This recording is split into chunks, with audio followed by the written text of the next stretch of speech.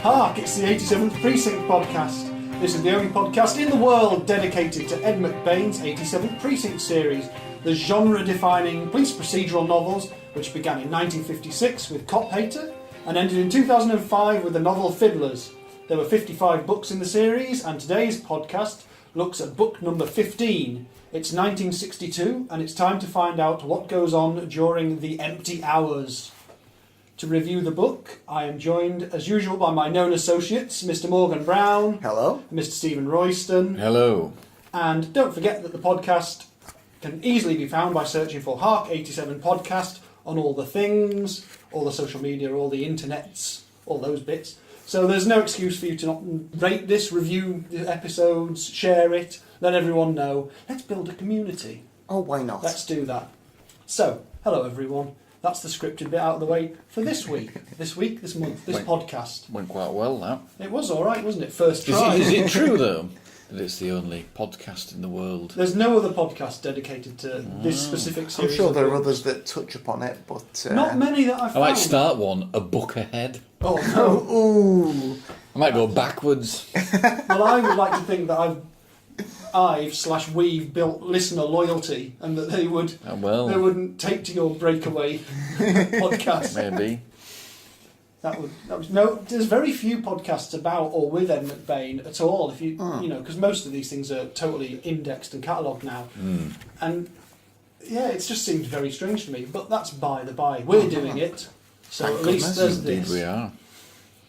Right, The Empty Hours is the book we're looking at. Its copyright registration was in April of 1962, and unlike all of the books so far, this is actually a collection of 3 short stories, 3 novellas. I don't know quite at what point a novel is a novella, and I think it's just a vague definition of small book, isn't it? Really? Absolutely, yeah. So something you could imagine being published as a slender volume on its own, I think we can call a novella. Yeah, or something that could fit into those sort of dense magazines as well. Because actually, most of the McBains up to this point are fairly slim volumes anyway. Absolutely, They're only about 180 pages. But there's 3 stories in this, and we will have a look at those. But let us, as we have approached and entered a new year in 1962, let's have a look at what was going on around sort of April 1962. Now, I will ask you, gentlemen, to see if you can guess what one of the hits in the UK music scene was, the number one. Was it The Shadows? With Wonderful World, whatever it's Wonderful called? Land? Wonderful Land. It is that. Oh! Yes. Judas! Now, I accidentally gave that away by unconsciously singing it while we were preparing for this stuff. So we've all been singing it. And then I commented saying that was probably number 1, that. Yeah. So I gave that one away. But I do love the music scene at this time. It's very interesting how it's all changing. In the UK, we've got Wonderful Land by The Shadows at number 1. Great instrumental hit. Not as hard and hitting as Apache, but it's not their best, but it's still a really nice. They can't be that raunchy all the time. I mean, no, the sheer power flying out of Jet Harris. Absolutely. But also at number 10 is one of my absolute genuine favourite songs of all time by Bernie Cribbins, who does have links to the Carry On film. Sorry, everyone. Fixing a hole? No, you didn't do Fixing a Hole. What's it called? Bernie Cribbins covering Fixing a Hole. No, but you know what I mean. Hole in the ground, sort of big, sort of digging a hole. Hole in the ground. Hole in the ground. You I knew it was called something like that. Yeah. I've heard it for many years. I absolutely love the song Hole in the Ground by Bernie Cribbins. It's a good one. I'm sure I know it. It's just this amazing sort of 2-minute slice of comedy pop about basically murdering some official who's come to tell him that this workman, that he's dug a hole in the wrong place and it's the wrong shape and it's, all this stuff. It's striking back against the man. All with Bernie Cribbins' lovely voice. Yeah, he's brilliant. Very much along similar lines as Right Said Fred, isn't it? It is, but it's more of a stab at authority rather than just the it's a bit edgier, definitely. It's a good one. But also at number 11 is a police-related TV theme from 1962 in the UK. Anyway, Z-Cars? It's the theme from Z-Cars, yep. which fans of Everton Football Club know very well because it's their sort of, I don't know, it's more or less their official anthem, really, isn't it? It is, yeah, and Watford. So Z-Cars started in 1962, which might not be a name that anyone outside of the UK really knows, but it was quite a big deal in the UK. It was gritty, it was set in the north, it was a bit more down to earth than the sort of hero cop stuff that had been around and the detective stuff. So that was quite a big hit in the UK. So that came out in 1962 and it was in the charts anyway. The music in America, well, Elvis is still in the top of the charts. Anyone ever heard of Elvis's song Good Luck Charm? Nah. The silence speaks volumes. Echoing silence. Yeah. Number one was a thing called Johnny Angel by Shelley Fabars. I don't know what it's said. Shelley. Don't know that one. No. But it looks like there's quite a few dance craze ones still knocking about the charts at this point. Still Chubby Checker, is he still about? Yeah, Chubby Checker's number 3. And but his song's called Slow Twisting. He's got really tired of all that fast twisting. Just don't stop twisting. Just if you feel the need to rest, don't stop. Just ease off a little bit. Down. That's the thing. But he was also, there's a song called Mashed Potato Time. Nice. By someone called Dee Dee Sharp. That's a winner, actually. I think I've heard that. I'm assuming that's about a dance craze and not just about mashed potatoes. Yeah. Oh, yeah. And I think shortly afterwards there was someone who did another dance craze called Gravy, which was about wanting gravy on your mashed potatoes. I hope somewhere that genre continued and all the foodstuffs were taken care of. The various other condiments that you want to put on there and... Yeah. Slice of roast beef. With your mash. Yeah. Sorry, I've already got very silly. But that's the wonderful thing about music, is it's sort of important and not important at the same time. Yeah, and that's the spirit of 62, I think, so... Yeah, very much so. Film-wise, the big film of 1962 was Lawrence of Arabia. Oh, gosh. A film I've still never seen all the way through. Oh, it's great. It's a film I've seen like half-hour segments of on many a bank holiday. Oh, it's great. While my dad snores through like the other 6 hours of it, or how long it is. What do you We've like taken about it? Aqaba. I don't know. It's great in its scope, and lots of deserts and mirages. Beautifully shot. It looks tremendous, and the score's quite epic and sweeping as well, isn't it? Lots of dramatic moments. Yeah. Lots of charging across deserts on horseback. Lots of Turks looking confused. Always a sign of a good movie. And then lots of British backstabbing and... confusion and colonialism. Yeah, lots of... Plenty of that, yeah. So other films that were sort of around at the time were The Music Man, which is a great musical film. To Kill a Mockingbird, that was obviously quite well known. And Gregory Peccary. Gregory Peccary. Gregory Peck was nominated as Best Actor in the Oscars. Tremendous. In the UK, well, I like getting to my UK film. Carry on. Which Carry On film? Carry On. Oh, I don't even Candelabra. I don't know. Carry On. Carry On. What might it be? Carry On Constable, maybe? No. Carry On. It was. The shopping centre. Carry On. Don't know. They've all got stupid names, haven't they? Carry On Cruising. Yeah, there Cruising. we go. Be able to see. I don't think I've seen that. It's all right, Carry On Cruising. I seem to recall it's not too bad as far as Carry On films go. It's okay. That was actually released on the day that the copyright was registered for this book. Some other things that there was a film called It's Trad Dad, which I would love to see. That's about real ale. No, yeah. About the dangerous sounds of the trad jazz revival. Well, it stars Helen Shapiro. Oh, who wow. is not trad jazz at all. Well, no, but she was a bit of a youth figure, I suppose, at the time. But it does have a few... There's Jessica Trad. Jessica Trad. Making her way. You can't go out there and play clarinet. That was the sort of thing that her father would say, you see. Drink this. Drink this flat brown drink. You stay away from that Kenny Ball.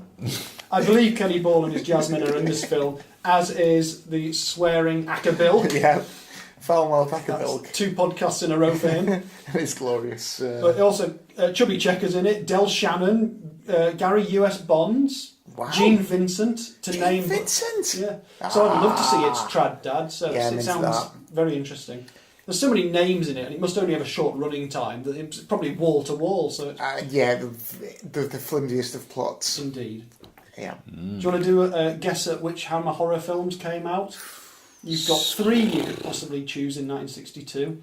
62, oh, right. And I bet you wouldn't get any of these. So the rest of the podcast may just be me making Stevo guess films. Ooh, so they're not of the main franchises, no, not at all. Right? Okay. What might it be? We're not on Plague of the Zombies yet either. No, too early for that. Yeah, I'm not great at the really early '60s ones. I'm trying to think of. Give us a word in one of them. Blood? Blood from the Mummy's Tomb. No, it's not a first word, I'm afraid. Oh, I don't know. Well, have you seen Pirates of Blood River? No. Have you seen Phantom of the Opera, the Hammer horror version? No. Oh, no. Have you seen Captain Clegg? No. Well, those are the 3. All right. We would have been here forever. Yeah. Yes. Until we just came across this sort of combination of words that... You see, they didn't. They had the early, really successful franchises, but they didn't start churning out all the ones you've seen time and time again until like the mid '60s, really. That's true. Yeah, when it really hits proper... Late '60s, when you get the golden era, I would say. Absolutely. Oshino Castle, all that. Oh yeah. The Michael Ripper. The Michael Ripper era. Anyway, Z-Cars I've already mentioned. The Saint starts on TV as well. Oh. Leslie Charteris is the Saint, as portrayed by Roger Moore. Events-wise, Stevo, the first 26 miles of the M5 motorway open. Bloody hell. And would you, either of you, like to guess at the scoreline for Tottenham Hotspur versus Burnley in the FA Cup? What, final? Yeah. 3-1. 3-1 to Tottenham Hotspur. Well done. I assume you actually knew that. Of course, yes. Oh, this is a good one. I think this is very important. I mean, this would mean a lot to any child who's grown up since this point. In the UK, at least. Golden Wonder introduced flavoured crisps for the first time. Wow. And so, I don't want to make this into a quiz, but what was the first flavour of crisps outside of, salted? It seems a bit of a boring guess, but I would say salt and vinegar. Cheese and onion? It's cheese and onion. What is it? The worst of all things. Nah, salt and vinegar's worse. Salt and vinegar's lovely, cheese and onion are lovely. Put them both in a big bag, shake them up. Have a variety pack. Then throw them in the bin. No. All right, cheese. Never speak of them again. Heathens. Yeah, no, I just thought salt and vinegar. We've got some salted crisps. All you have to do is lash some vinegar. Yeah, and salt and vinegar is obviously very common in fish and chips and stuff like that. So yeah, It made sense. I bet it was number 3. But So so what was the 4th flavour? Prawn cocktail. I don't have that information. The 4th flavour of crisp introduced in the United that Kingdom revolting pickled was, onion thing. Prawn cocktail. I bet you it was prawn cocktail. It probably was, wasn't it? The 5th. What was the 5th? The 5th. Worcester sauce. Yeah.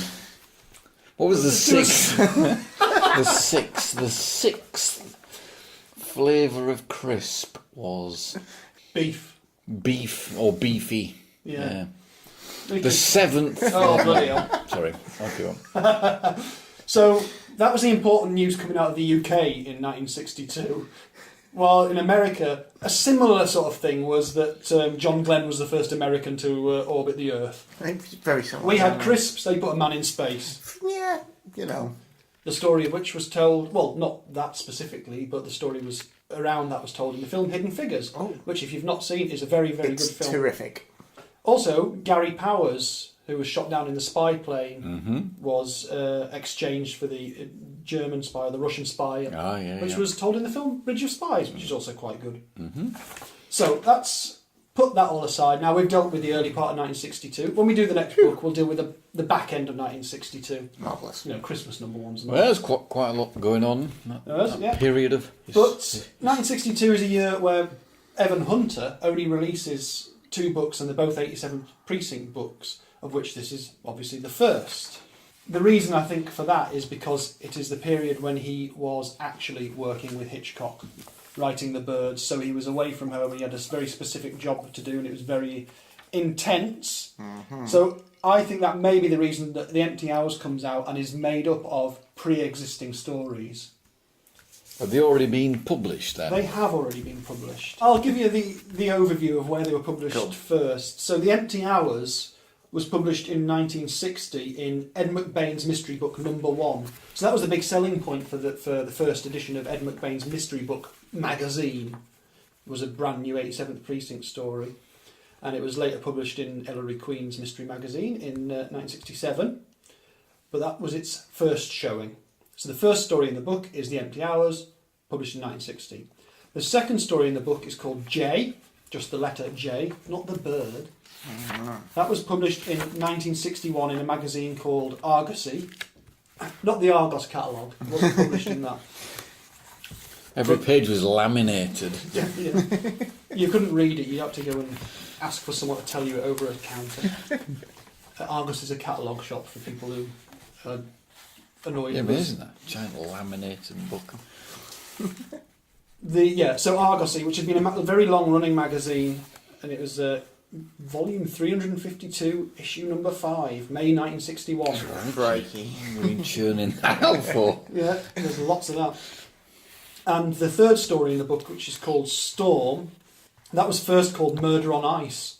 And that was also published in Argosy in November 1961, volume 353, number 5. So you guys can have a little look at the pictures. Yeah, see, I tried to find that. I'm hopeless on researching, because I tried to find that and I couldn't. De Gaulle! I always found a political intrigue. War book bonus De Gaulle. Mystery book bonus, Ed McBain. Bloody hell. Humour book bonus, James Thurber, Ring Lardner. Yeah. Yeah, well, you can study that at your leisure, Stephen. John MacDonald, I wonder if that's... I imagine that is John D. MacDonald. Yeah, it looks like a fine publication. Cool. Tremendous. But yeah, they're all magazine publications, these stories, in one form or another. And what I can't find out is how much they may have changed between then and the actual publication version. Because this is one of the books, I think it's probably the only book that knackers up, it ruins the timeline of the things. Because the things that occur in these stories, in this book, don't tally with what's occurred in the 2 books previous, or the book to come, in terms of character relationships and then what they seem to be doing and where they are. Yeah. And if you're a massive nerd like me and you've actually found out the date of Passover in 1961, which definitively dates one of these, so you have to sort of place these back. These are sort of slotted within other adventures, and you do have to retcon them a little bit if you want to do that as well. But, you know, that's fandom for you. Absolutely. We're almost there. We'll actually get on the stories soon. Maybe. I thought, and this is very important to me now, so I've got to announce this. I've been looking desperately for a link between Ed McBain and Doctor Who. Another one of my big obsessions, I've mentioned the Transformers, I've mentioned a bit, the Beatles and things like this in our history club sections, but I've not been able to find a definitive Doctor Who link. Until... I'm not allowed to do that. Yeah, stop playing the snare. Drum roll. That was a table snare roll. In 1999, an audiobook of this came out on 6 cassettes. Cassettes in 1999. Amazing. And it was read by an actor called Garrick Hagan. Have you heard of him? I have not. Did he play a Cyberman in... Well, the thing is, I can say for definite that you have seen him in stuff. Probably quite a few things. What's his name again? Garrick Hagan, Hagon. You will have seen him in the original Star Wars, the first one, episode 4 or whatever it is, as Biggs, one of the fighters in the... Oh, right, yeah. Okay. So he's quite popular with fans. He's one of those names that sort of... I think he's done some of the games and things like that. Yeah. And he's been in The Spy Who Loved Me as one of the crew members of the USS Wayne. So you'll have seen him in lots. He's done lots of stuff. But I was very pleased to find he was in 6 episodes of a John Pertwee Doctor Who in 1972 called The Mutants. And he was also in an episode of Doctor Who from 2012, one of the new iterations of Doctor Who called A Town Called Mercy. So not only have I found an Ed McBain connection, albeit super tenuous, I've also found one of the few people who's been in old Doctor Who and new Doctor Who as well, because I am a nerd. So there you go. I must say there is also an audiobook that was narrated by Dick Hill, who has done thousands of audiobooks. Should that be the sort of thing you listen to? If you have listened to the audiobook, let us know which version it was and what you thought of it, because None of us, I think, listen to audiobooks No. in this way. I listen to a lot of radio and podcasts and stuff, but I'm very interested to know whether the voices are suitable. Yeah, absolutely. That would be fascinating to get that insight. Yes, feedback, please. So let's try and get into it. I do have a review from Criminals at Large, Anthony Boucher's column. It does say, a book in which the precinct is working on several cases at once seems to bring out the quality of this series better than these distinctly separated episodes. Well, But nevertheless, two of the three are... I'm sure I just read nevertheless twice. No, I haven't. That's just my bad eyesighting. But two of the three are nevertheless more than satisfactory, especially Meyer's case, J, which is the second of the stories. But he seems quite happy about it anyway. Is that the guy who always loves them all? Yeah. Yeah. He does. The Empty Hours, then. We've had a question from listener Lorraine, who is a listener and person in this house. And one thing she does ask is there a theme between these three stories? Before we get stuck into the individual ones, is there a theme? I've been pondering over this. I don't know. Without giving it much thought. I can't see that there is. No. I don't think there is nothing specific. No. I mean, he's chosen the name The Empty Hours to be the title for the entire volume. But that doesn't But it's really have also the anything. title of one book. But that doesn't really have anything to do with Jay and Storm. I didn't. Well, the only thing I think is that The Empty Hours is called so because of one line in it, which it says, and in the empty hours she sleeps. He's talking about the city as a woman, as the city is in these books. And she does not seem to be herself. And he's talking about the early hours of the morning because it's set on the night shift, which begins at 6 in the evening and ends at 8 in the morning. So that all happens in the empty hours. And I think J is also set in the night shift. And that's the only link there. Yeah. And the last one is set not at the precinct at all. Exactly. Yeah. Absolutely. So not Ram. I don't think It's so. very tenuously, if at all. I think it's just a nice enigmatic title that suggests that it's about the less busy and obvious spaces that the stories take place in. That's conceptual rather than actual. I think the truth of the matter is just bunged all three short stories he's had available together. To make sure there's Published a book out them, while he's off in California writing the birds. It has the feel of a stopgap, like enjoyable though it is, but Yeah, that's one cool. thing I will say. If we accept the reality that it is, what can we publish? Well, I've got this, and this that I've done for other stuff. Yeah, it is still a very nice collection of stories, and they really rattle through for the size of them. They're about, I think, between about 12 and 16 chapters each, and they just go through really direct line. No massive red herring plots. I mean, there is a bit of relationship stuff in this, but not too much of it. It's very, very compact. And it does show that how good a writer he is in that compact format. Very good at taking the familiar elements of those novels and just compressing them down into these little kind of nuggets of storytelling. Yeah, absolutely. Great. Cool. It opens with The Empty Hours itself, the titular story. That is the one that I looked at in close detail. And the main thing to say about that really is that I would call it one of his paper chase stories, which is a feature that crops up in some of the books, because ostensibly what happens is they're trying to solve a mysterious death. They've discovered a body, and the main evidence they have to go on, other than some witness testimony here, there and everywhere, is a bundle of cancelled cheques, i.e. cheques that have been cashed and spent.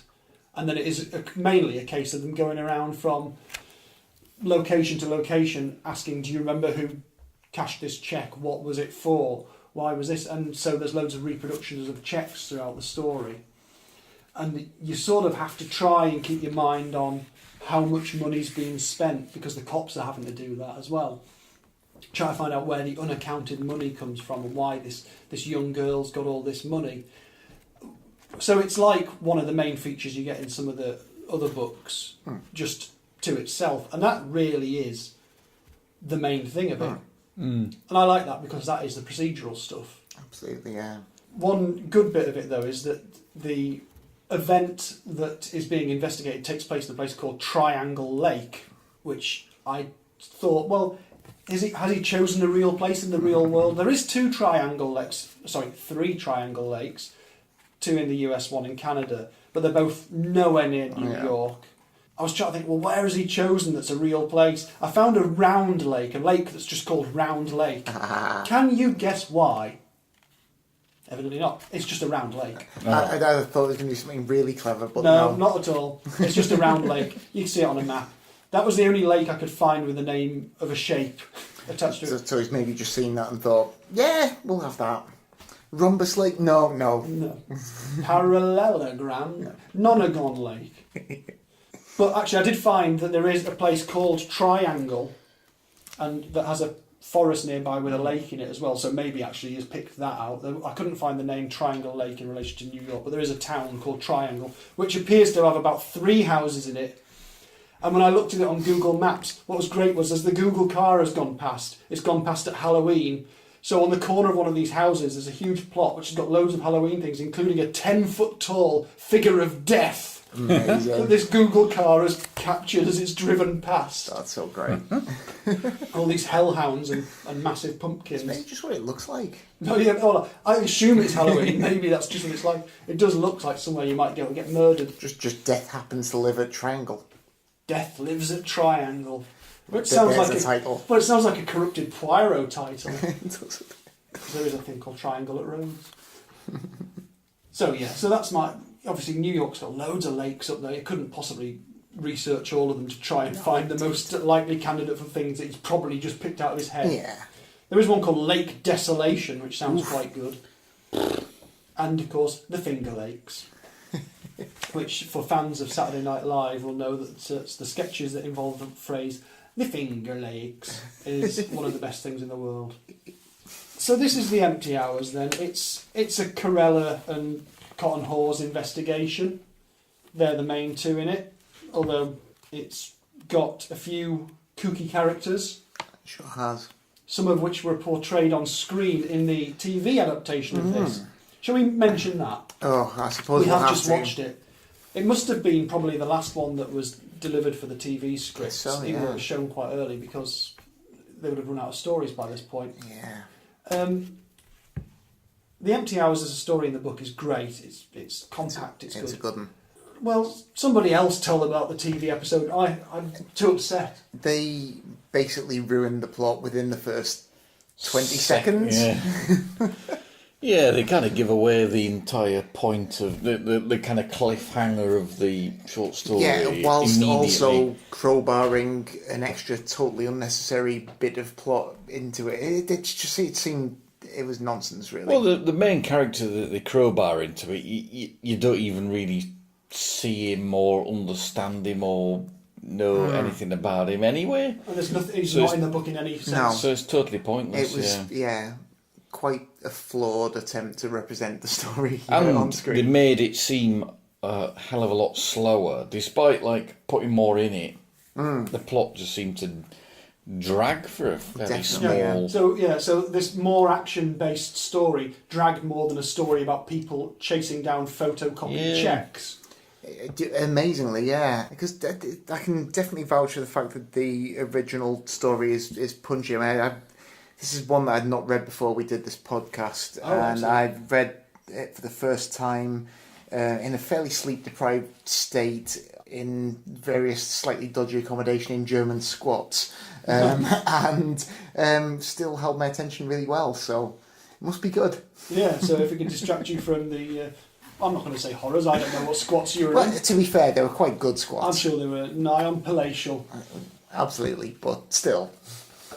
Yeah, the adaptation, I think, sums up the problems with the TV series, which is that they try and tell the story from the perpetrator and victim's point of view. Or not even victim quite, that's not quite the right term.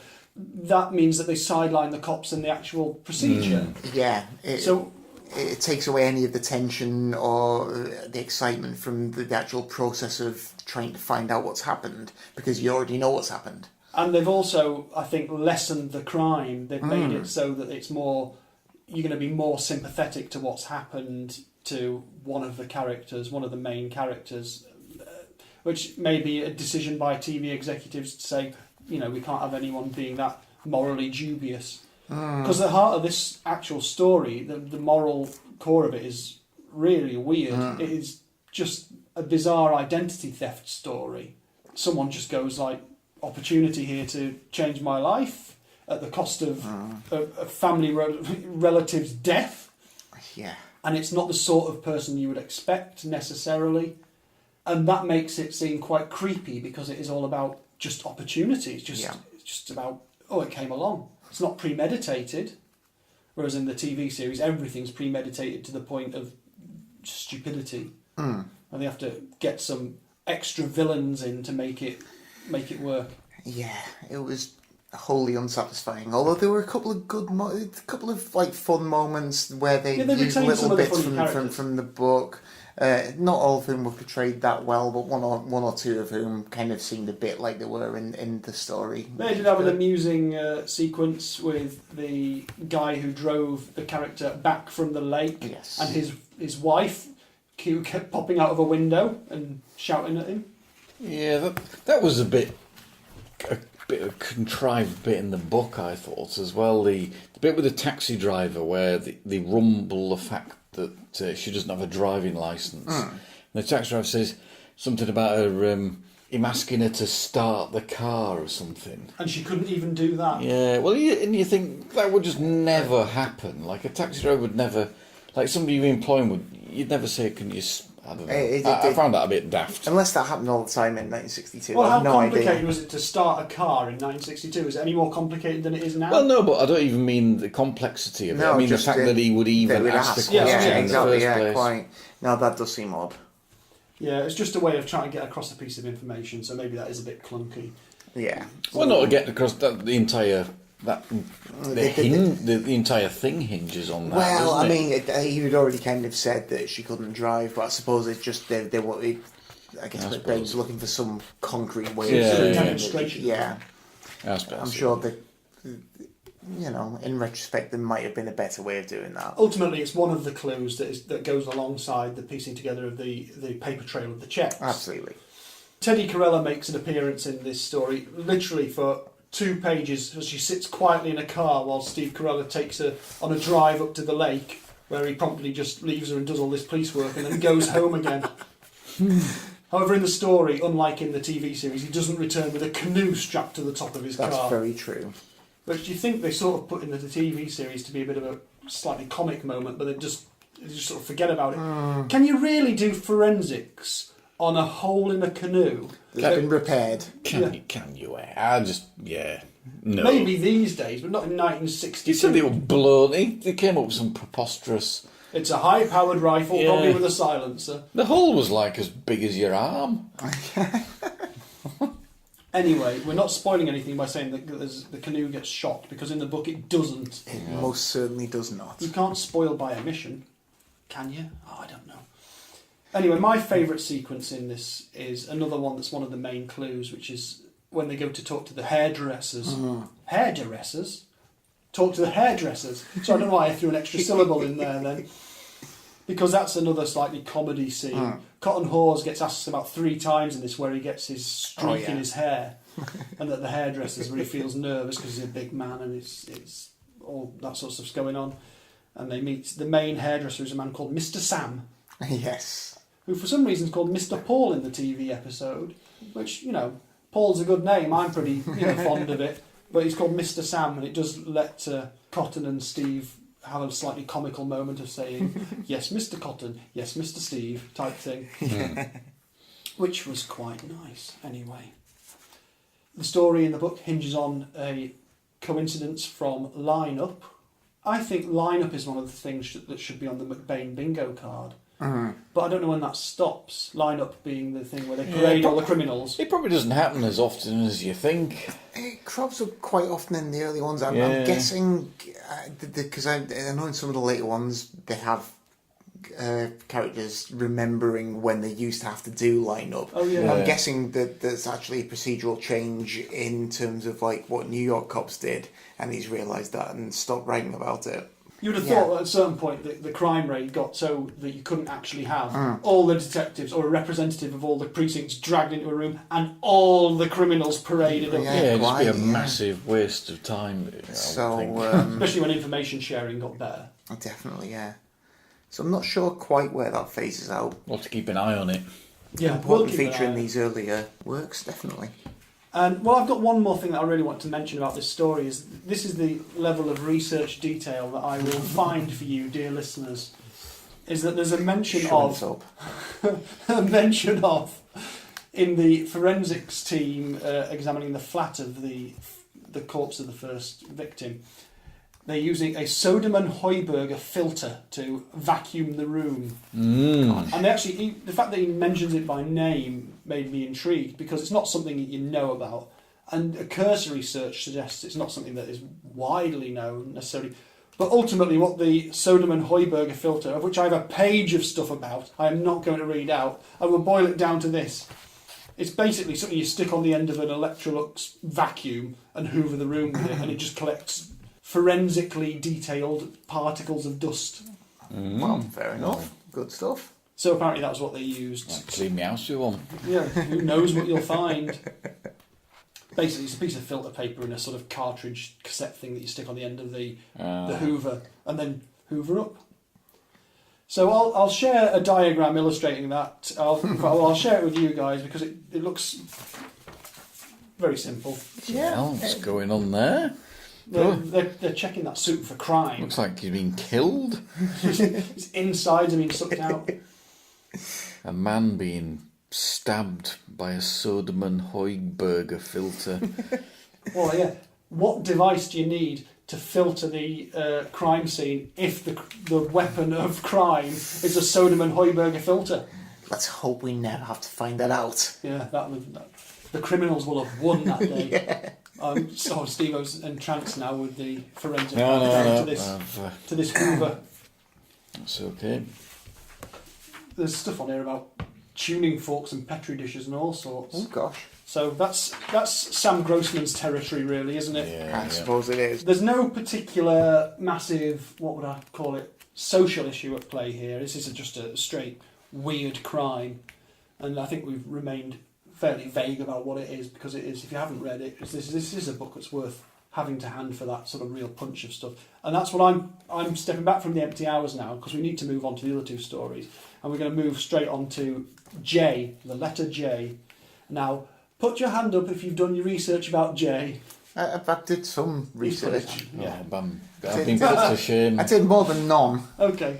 Yeah. Well, would you want to outline it to start with anyway, Morgan? Yeah, I mean it's a pretty cool story actually. It basically, I guess, details the investigation following the murder of a rabbi who was found in an alleyway surrounded by paint and things, and the only clue really that's sort of in the vicinity is the letter J painted on a wall nearby, and I think covers a theme that McBain and Evan Hunter come back to, which is sort of like kind of the experience of people of different cultures as kind of Americans, really. Yeah, this is the the only one in this book of the three stories that's got the sort of social aspect to it, Absolutely, the social yeah. aspect, the religious aspect, anything more weighty than day-to-day policing or a peculiarity on, as in the last story. So I think as an Italian American himself, he certainly touches on that, and then he'll look at Jewish Americans and Afro-Americans experience, and it's something that he'll come back to over and over again. This one particularly obviously is looking at the Jewish community, and there's quite a sort of hard-hitting image early on with the corpse of this poor rabbi in this sea of red, white and blue, but the red is blood, and it's like, oh, right, okay, that's where we're going. It's a very powerful sort of image of the crime scene, isn't it? Absolutely. But it's also a bit of a classic sort of, almost like a TV crime scene. Yeah, So, absolutely. The corpse is found, scrawling, attempting to put a last message out there. That's quite Agatha Christie as well. Yeah, that sort of It's a bit like studying Scarlet with the R. Yeah, so it's definitely, yeah. It's in In fact, blood. So probably, that's definitely got to be an influence on it, if not directly, but at least in the terms of that trope existing. And I suppose at the early stage, the investigating officers aren't sure whether this J has been left there by the criminal or the victim. Yeah. Which is an important thing. So yeah. They haul some local Anti-Semite nut yeah. job. Early interviews with the local sort of Jewish community do reveal that there has been a local anti-Semite who's been causing some bother around chapter 4, isn't he, I think? Yeah, Artie Monsieur Finch. Finch. And then he gets given a bum alibi by his girlfriend. Absolutely, but he's a nasty piece of work. He's got all manner of inflammatory pamphlets, and I did look into this a bit because I wasn't sure what was going on sort of in terms of just anti-Semitic groups in the States at this time. You'd have hoped that after sort of World War II that maybe anti-Semitism would have been at an all-time low, but apparently not. No. Main perpetrators of this around the time, a group called the Liberty Lobby. Don't know Oh, if right, no, I anyone's don't know familiar with anything that. about that. Active until really recently, actually. Run by a guy called Willis Carto, who died just a few years ago, and I can't say I'm that sorry to hear that he did. Oh. Very much in the manner of a lot of like equally nefarious groups that have sprung up in recent years, kind of a group of respectable looking people who put on a kind of very clean cut front and present themselves as like political populists, but are actually, if you scratch the surface, just really horrible, just devoted to... Well, let's be glad there's none of them around anymore. Well, exactly, yeah. Among the people who continued promoting Charles Lindbergh's America First slogan as revived by Donald Trump more recently.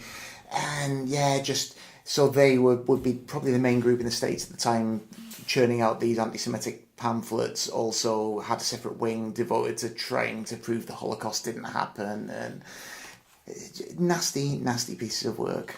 Oh, how is this stuff still going on? It baffles me. So yeah, this story again kind of it strikes a few chords because it's some of the things that crop up in it seem alarmingly relevant many years later. Yeah, definitely. So yeah, that's the Finch, very much kind of the embodiment of this kind of nasty strain of anti-Semitism that's still going on in the States at that point. But alarmingly, although he seems like such a perfect fit, he's quite well hollowed, isn't he? He escapes from justice, as it were, once he's hauled in, and actually that's more or less the last we see of him. Yeah. And that's not because they don't get their man; they do get their man. Yeah. But it's not Artie Finch, the obvious candidate. Absolutely, because it turns out there are other issues affecting Jewish communities in the States at this time, Such as the progress of the church, the synagogue. I don't know how you collectively refer to it. Well, just the way in which like the faith is developing in the States at that time. We get a little bit of explanation about this. I think the rabbi in question is a conservative. He's considered to be. So I guess at this point you have Orthodox Judaism, and then I think Reform Judaism has happened, which is trying to make a fairly radical move away from Orthodoxy, and then the conservative strand had formed to try and bridge a gap there, but it's still considered to be heretics by many sort of more orthodox followers of the faith. I guess this must have been in the news around the time because I think tensions between different strands of Judaism in the States have been coming to a head. Apparently eventually solved, or at least solved temporarily, in 1964 by the Responsum on Relations with Non-Orthodox Judaism by Joseph B. Soloveitchik, who basically wrote an academic treatise to explain that although not all strands of Judaism follow the first covenant of Judaism, which was adherence to the halakha, the laws of the Jewish faith, they were all bound together by a second covenant, so that allowed the different strands to work together. I think before that, tensions between these different strands of Judaism were definitely running high. Maybe not quite high enough for anyone to commit a serious crime. I don't know. I couldn't find any immediate evidence of such a thing happening. This is where he's put all the weight of his social stuff in this book. Absolutely, into this one story. That was definitely something that would have been happening in communities at that time. A lot of people with very strong feelings that their particular strand of the religion was the right one to follow, and there would have been a lot of tension. So he obviously had his ear to the ground, knew what was happening. Yeah. And it's interesting to see Meyer just dealing with this as he's not really particularly a practicing Jew. He'll go through sort of bits of it, but he's Passover's happening, and so they're obeying that, aren't they, in his household? He's not massively observant, we get the impression, but it does make Well, him he goes into work, doesn't he, Yeah. to do this case because it's to do with the rabbi. So it's interesting to see what the case does to him actually thinking about his identity as a Jewish man in the States and what that means to him. It's the most hard-hitting of the three, isn't it? Yeah, it definitely is. And in a way that makes it an interesting positioning in the middle of the book. After a very standard sort of investigation story at one end, a more, I don't want to say a light-hearted murder at the other, but it's the real sort of, it's the meat of the three stories. And it's also the only one that you can sort of place into timeline because it's got like a very brief reference to the candy store over which the man named Finch lived was owned by a Puerto Rican whose son had been a cop, a man named Hernandez. Yes, of course. So that's after the death of Frankie Hernandez 2 books ago or whatever it was. Okay. So should we jump straight ahead to the third book in this, called Storm? And Stevo, do you want to outline the nature of this thingy? Indeed, yes. Well, this is set out of town in a skiing resort where Cotton Hawes has popped off for the weekend on the recommendation of Hal Willis, no less, with his new lady friend, who I'm not sure crops up in any of the other... Well, that's one of the dating problems in terms of the timeline. I don't remember her name anyway. No, because at this point, he's been seeing Christine Maxwell, and they seem to have gone from, because he was a bit of a lover man. Oh, well. And then he meets Christine Maxwell, and the few times she's cropped up, it's like they are a proper couple, aren't they? Yeah. And in this one, he's taking some girl he's met very briefly a couple of times in town on this skiing holiday. Well, perhaps he's been perhaps he's been a naughty boy. It's quite possible. Who knows? But then he goes to this resort and gets checked in with a guy who's hobbling around on crutches. And he's in some annex, meets some Austrian... A man called Helmut Kurtz. It reminded me a bit of... oh, God, which one? Which one what? For Your Eyes Only, with Roger Moore up and down the ski lift. And lots of Eastern Europeans wandering around looking surly in ski jackets. Reminded me a bit of that. But anyhow, they go out skiing and then Cotton Hawes gets on the ski lift. And then a body drops off, and then a storm arrives, and some bumpkin, or are they, local cops are there, ballsing everything up, so Cotton Hawes thinks. Yes. And then he does a little bit of private detective work, and kind of... this is like Columbo or any of those other detective stories where no matter where your detective goes, something happens. Yeah. So Columbo can't go on holiday. Poirot can't go on holiday because someone's going to die. Yeah. And it's happening here to Cotton Hawes. Yeah. And so it kind of rattles. I think it must possibly be the shortest of the three, because it seems to rattle on at a breakneck speed, and you've not really much time to even start thinking about who it is, and then it all kind of wraps up at the end, and the job's a good one, really. It is snappy, isn't it? It's funny, actually, there's 2 of these stories have got sort of bumpkin cops, and that basically means non-city cops, doesn't it? The first story has got the people up by Lake Triangle who are a bit like, well, we did the investigation, here's the information, whatever. They're all right. And in this one, Cotton Hawes is absolutely horrified by the fact that they're handling evidence. They seem to have no idea about how to treat a crime scene. Whereas they're actually more concerned about the fact that there's been blowing a complete storm. How could you actually see what you thought you saw? And yet the reality of the matter is they're on it, aren't they? And it's and he's quite arrogant, and he's the one that actually messes things up at a critical point in the investigation when they've laid a trap, haven't they? Because they know there's the critical piece of evidence still out there, and they're all waiting. And there goes Cotton Hawes, trying to play the hero. Yeah, we'll bring on in the daft get.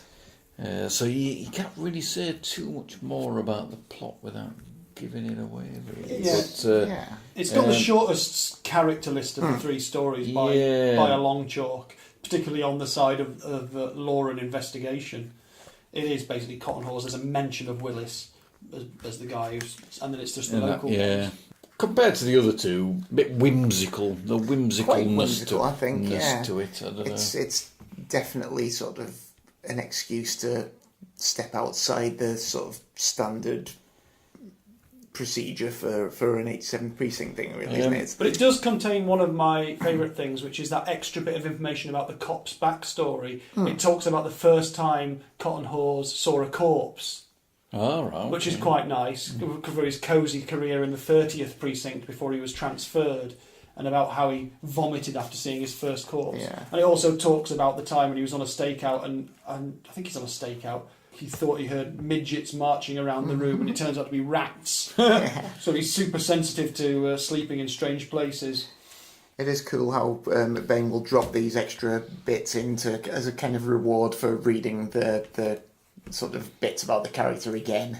Yeah, and actually Meyer gets a little bit more as well. I think in the second story, there's not masses of development in the first story, but yeah, Meyer. You learn quite a bit more about Meyer actually in that. Yeah, absolutely. Because not just repeating the same stuff. Whilst he appears in a hell of a lot of the books until now, he doesn't really have a. You think he's a big got investigative role. Yeah, you think he's got a bigger role. Because he's always there than he actually has. He just kind of crops up and wisecracks a bit. Yeah, so he never, off his own bat, as it were, does a great deal, really.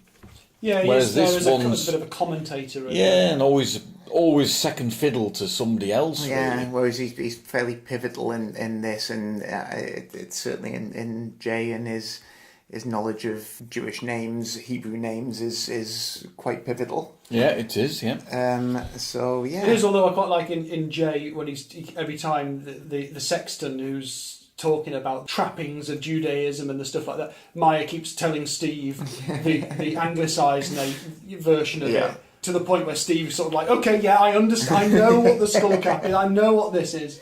It's like Meyer's sort of like, he's really feeling the role as I am the token Jew here. So therefore, I have to super explain everything to the point where it just. I quite like that little bit of like, yeah, okay, just get on with the thing.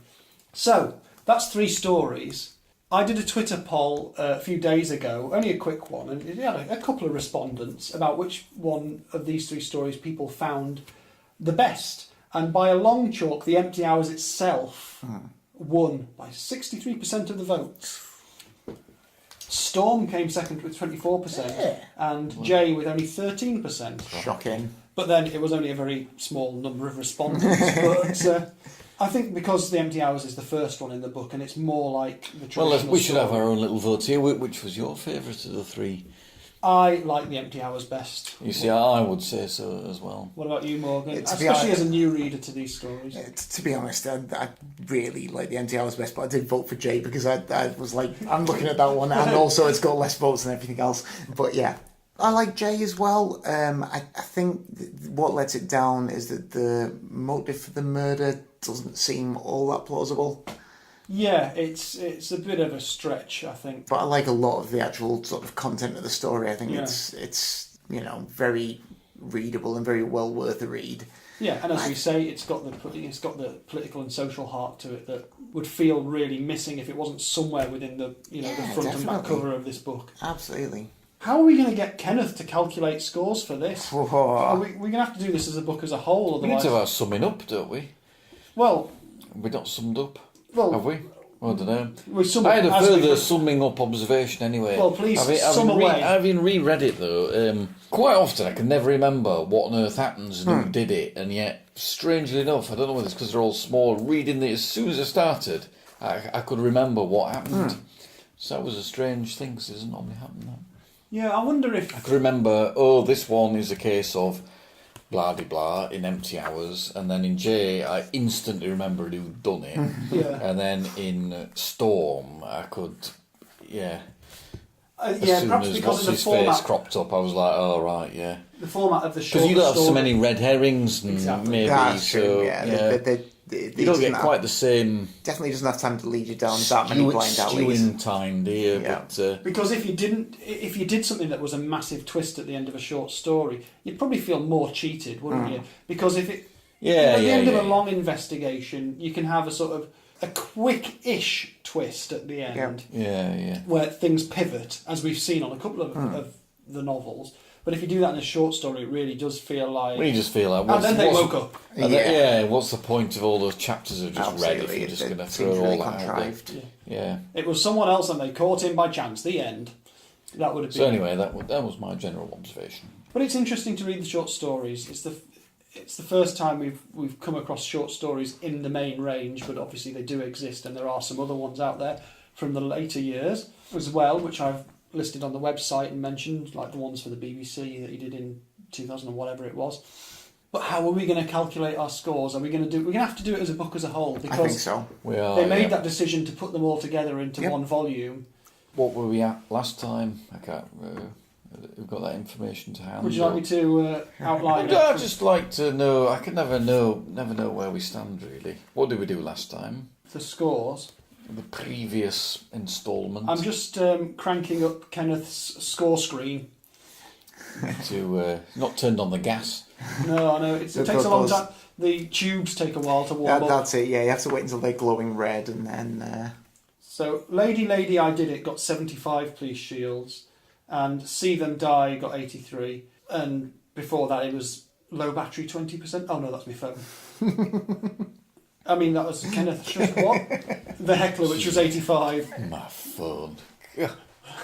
Lady, I Did It was one of the lower scoring ones that we've had basically recently. So this is really tricky to score now. I'm thinking about it. It feels like you might do. No, let's just go for it. Okay, I am going to nail my colours to the mast, and I am going to award police shields to the quantity of 72 to this volume. Oh, my voice cracked then. I wasn't lying. I was just getting emotional. 72 police shields 72. From me.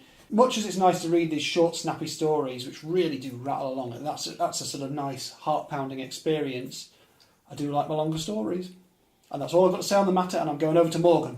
Okay. Yeah, I mean, I totally agree that the short, snappy stories are good. I think there's a lot to enjoy here. But yeah, you do miss being like properly immersed in the kind of the sort of greater sort of depth of the 87th Precincts that you get from the novels. I'm nodding.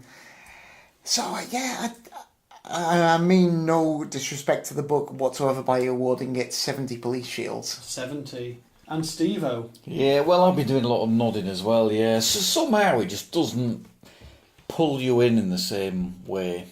And they're all a bit disjointed, and Storm is flipping stupid. More to the point. It's enjoyably daft. Yeah, so I did like Empty Hours, and then I just think they get progressively not as good reading through myself. And so, I'm going to be somewhat lower, I think, because I think I would be, marginally under, maybe 59, I think. Whoa! I think it's just there we go. Shy of a 6 out of 10 myself. There we go. But bold scoring. And the score then is 67 police shields, Kenneth tells us on his punched card, ticker tape, whatever it is, output.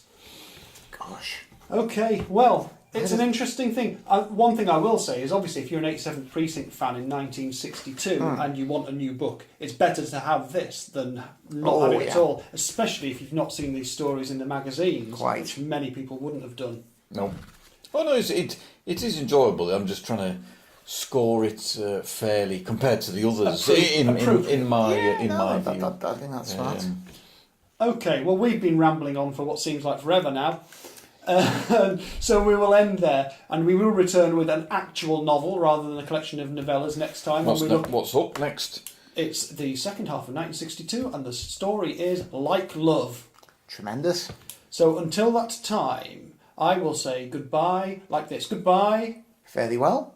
Goodbye.